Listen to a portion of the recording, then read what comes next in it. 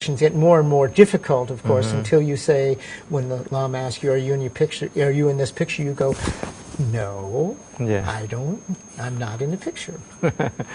Okay, please preview your map. Maybe in the second time we can show in details about what is about the map that we call maybe spiritual map, right? Well, it's a journey. It's essentially a map of your journey through your spiritual choices. Okay. And interesting, eh? Well, it turns out it's very, very old. In fact, this whole idea of mystical journey may be 10,000 years or longer old. In the early Egyptian period, there's a convincing argument that they had what's called the duat, the circle of the pilgrimage between here and there. And that may be at least 10,500 years old. Yep. The Hopis and other Aboriginal people who supposedly went to Australia 50,000 years ago actually took some of these ideas with them. Yep. It's easy to decide that these are coincidence. I think it's just as convincing to say that in fact this information was available 20,000 years ago, 10,000 years ago, and that we walked around a lot on this planet. We just didn't settle down in our village and decide, that this was the end of the planet. We actually walked all over the place. Yeah.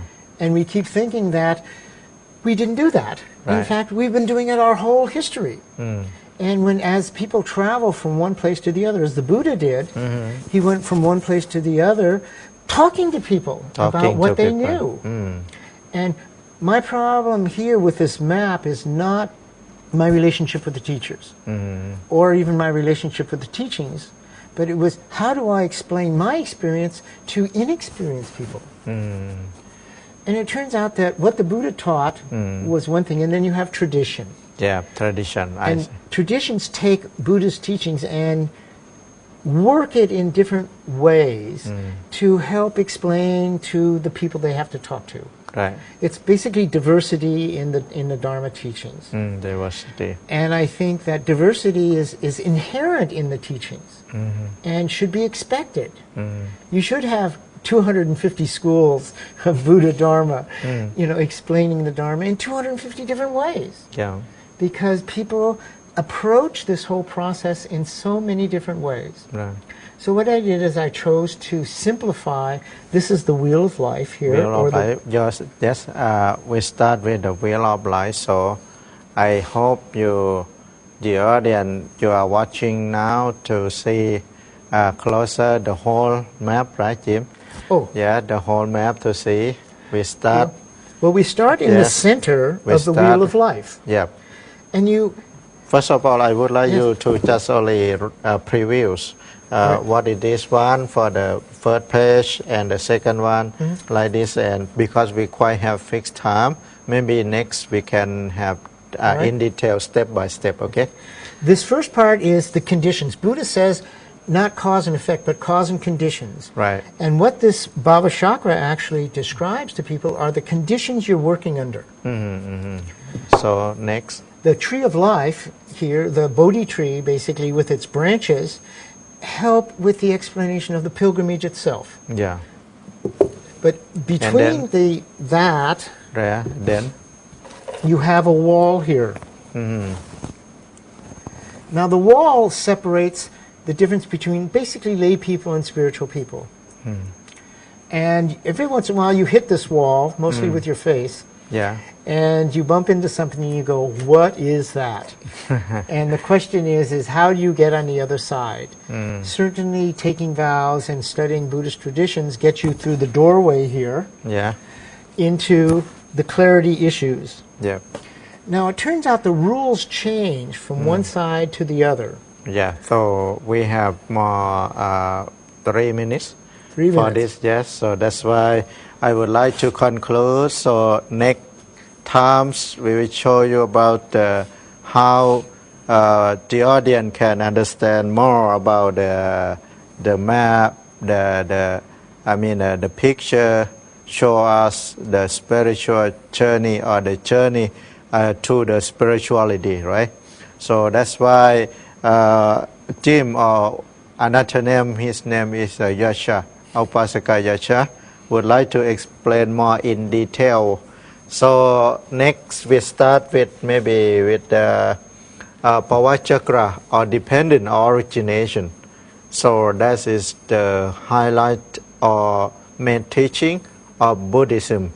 So this is representing through the picture that make the audience more easier to understand the teaching of the Buddha, which quite delicate or subtle one. Next, maybe we can show the audience how they can, live their life, through the Bodhi tree, right, Jim? Yes.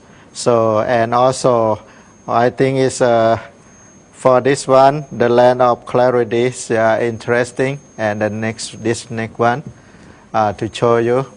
So, Jim, interesting, very interesting. I'm very happy. I'm very happy to see this for the next show. I think it's we have a good opportunity, to share Dhamma with the Westerner, as the Easterner, or even we call Thai Buddhists, which quite, have their own tradition, which we practice Theravada tradition. We can widen our outlooks, to horizon of the knowledge of Buddhism, through the Western Buddhists like Upasaka Yasha, which for the end of the show, which could you conclude for about 1 minute to the audience, say something? It's been a wonderful pilgrimage from my 12-year-old vision to this moment with Venerable Sumphon, and how he has recognized and appreciated a very early and new Dharma as it is being introduced to the West, which is really fresh and new and very exciting insofar as it doesn't have a history, it doesn't have a tradition. Yeah. It just has newness and excitement and vitality. And I think the West can actually help revitalize some of these earlier ideas and to express them in the simplest possible way, because that's the only way they understand it. Yep. But it doesn't mean that it doesn't mean it's exactly simple, but it's simpler. Simple.